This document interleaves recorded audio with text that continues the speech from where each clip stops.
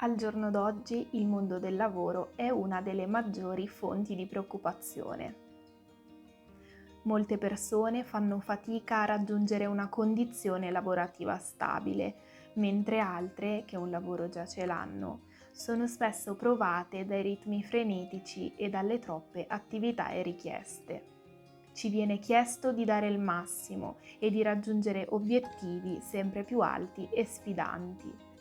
I ritmi frenetici ci impongono di essere sempre sul pezzo e sembra non esserci spazio per chi invece sente l'esigenza di rallentare un po' e di puntare sulla qualità invece che sulla quantità. La produttività incessante rischia di farci entrare in un vortice dal quale è difficile uscire, perdendo di vista che oltre al lavoro, parte sicuramente importante delle nostre vite, c'è molto altro che dovrebbe essere considerato e coltivato. Questo modo di lavorare, che caratterizza il contesto attuale, sta iniziando a stare un po' stretto a parecchie persone ed è proprio per questo motivo che sta prendendo piede un nuovo modo di vivere la realtà lavorativa, lo slow working. Oggi parleremo di cosa si intende per slow working e di 10 consigli per lavorare slow. Prima di iniziare do il benvenuto sul canale a chi fosse nuovo. Io sono Miriam e in questo canale condivido idee e spunti per una vita più lenta e minimalista. Come suggerisce la traduzione dall'inglese, slow working può essere tradotto come lavoro lento. Secondo me questa traduzione può facilmente ingannare, perché potrebbe far pensare al fatto che bisognerebbe lavorare lentamente. In realtà non è esattamente questo il significato che lo slow working vuole lanciare nel mondo del lavoro, ed è un concetto un po' più particolare.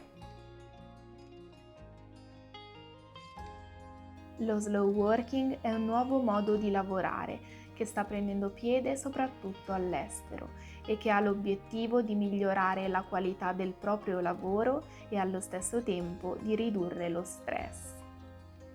Lavorare con un ritmo slow significa essere realmente lucidi e presenti nel momento in cui si sta lavorando, essendo attivi e focalizzati per fare le cose al meglio delle proprie possibilità e con passione, senza farsi prendere da ansie che sarebbero solo controproducenti. Allo stesso tempo, secondo la prospettiva dello slow working, lavorare tutto il giorno senza sosta non è produttivo e il modo migliore per raggiungere dei risultati soddisfacenti e sostenibili è quello di prendersi una pausa. Siamo persone e non delle macchine e non dobbiamo mai dimenticarci che per dare il nostro massimo abbiamo bisogno di prenderci cura di noi stessi e di ricaricarci di tanto in tanto.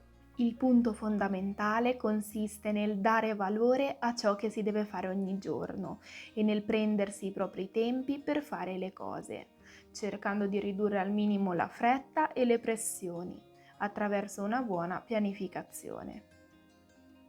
Il lavoratore che sceglie di lavorare slow vuole dire basta a un ritmo incessante che porta solo a stress, a scarsi risultati e ad una inutile stanchezza.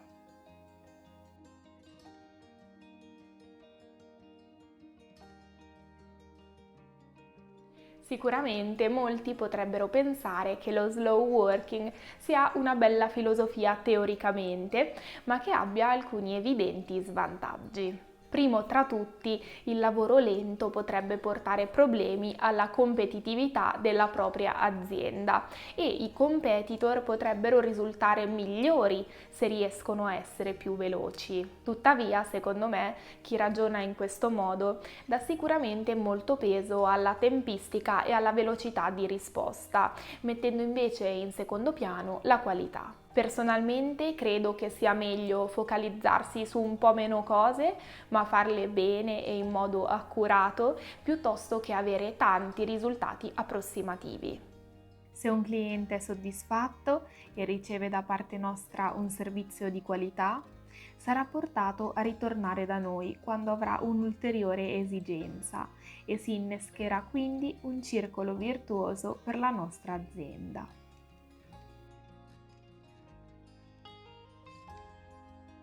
Uno dei maggiori vantaggi che può avere il lavoro lento è sicuramente relativo al benessere delle persone che fanno parte dell'azienda. Lavorare slow permette al lavoratore di essere più soddisfatto di ciò che fa e più lucido mentalmente, senza esaurirsi e perdere tutte le energie durante la sua giornata.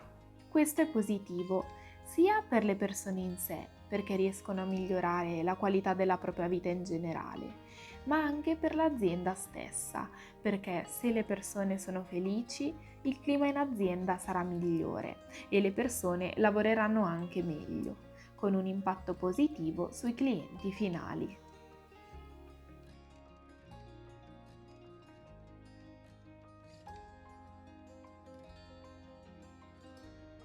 Come ho già detto in altri video, secondo me la pianificazione è importante anche per chi vuole vivere slow. Il segreto consiste nel creare un piano per il nostro lavoro che sia sostenibile e non una lista infinita di cose che sicuramente non finiremo e che ci porteremo nella testa anche la sera, invece di riposare. Secondo la mia esperienza, questo punto è fondamentale e non potrei mai farne a meno. A lavoro scrivo tutto sul mio planner e questo mi aiuta sia a non dimenticare nulla delle cose da fare, sia a svuotare la mia mente dai pensieri mentre fisso le cose sul foglio. Man mano che faccio le cose le barro con la penna e a fine settimana strappo il foglio. Non vi dico la soddisfazione. Viene detto e ridetto che le pause sono importanti, ma so bene quanto è difficile staccare quando si è immersi nelle attività da fare. Dovremmo però pensare che le nostre energie sono limitate e che una piccola pausa può permetterci di tornare al lavoro molto più produttivi. Trovare una o più finalità positive dietro al lavoro che svolgiamo può aiutarci ad apprezzarlo maggiormente e a svolgerlo con più motivazione. Inoltre, per me ha un effetto tranquillizzante se mentre lavoro mi focalizzo profondamente su quello che sto facendo, mettendo consapevolezza in ogni azione, concentrandomi allo stesso tempo sul presente e sulla mia respirazione. È molto importante trovare il proprio modo di staccare la testa per passare del tempo libero di qualità con la propria famiglia e gli amici, senza lasciare che la stanchezza o qualche malumore legato al lavoro influisca negativamente nei rapporti personali.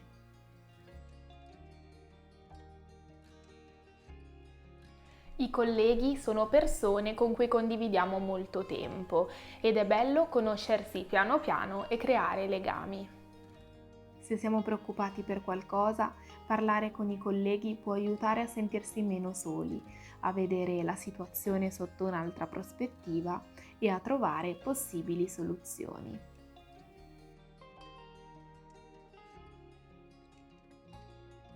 Impegnarsi in attività extralavorative che ci rendono felici stimola aree cerebrali che sostengono la resilienza davanti allo stress, il nostro benessere e la felicità in modo duraturo.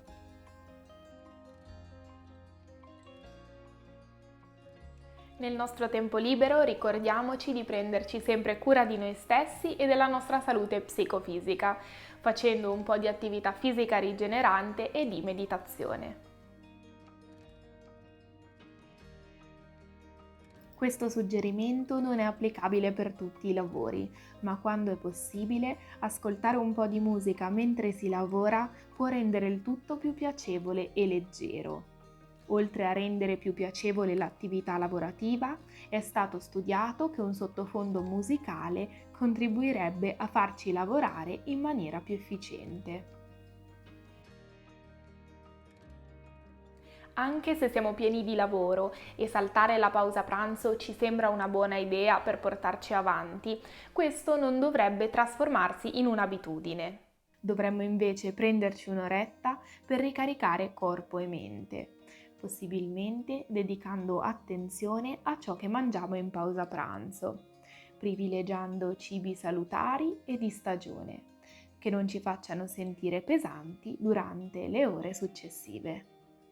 Riassumendo, lo slow working è un modo alternativo di pensare alla vita lavorativa, che potrebbe portarci a un maggior benessere e a una maggiore qualità di vita. È evidente che il lavoro lento, di cui parliamo in questo video, è praticamente lo slow living applicato al contesto lavorativo. Se volete approfondire la filosofia dello slow living, vi consiglio di vedere i miei video precedenti, dove ne ho parlato in modo più approfondito. In particolare ho creato nel canale una playlist che si chiama appunto Slow Living, che raccoglie tutti i video connessi all'applicazione della filosofia slow in diversi ambiti, come il cibo, la moda, il giornalismo, il turismo e così via.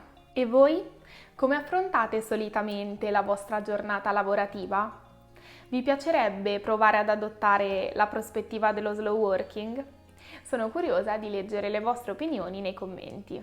Se vi è piaciuto il video vi ricordo di lasciare un like e di iscrivervi al canale, dove ogni settimana pubblico un nuovo video su slow living, minimalismo e crescita personale. Ci vediamo sicuramente la prossima settimana. Ciao!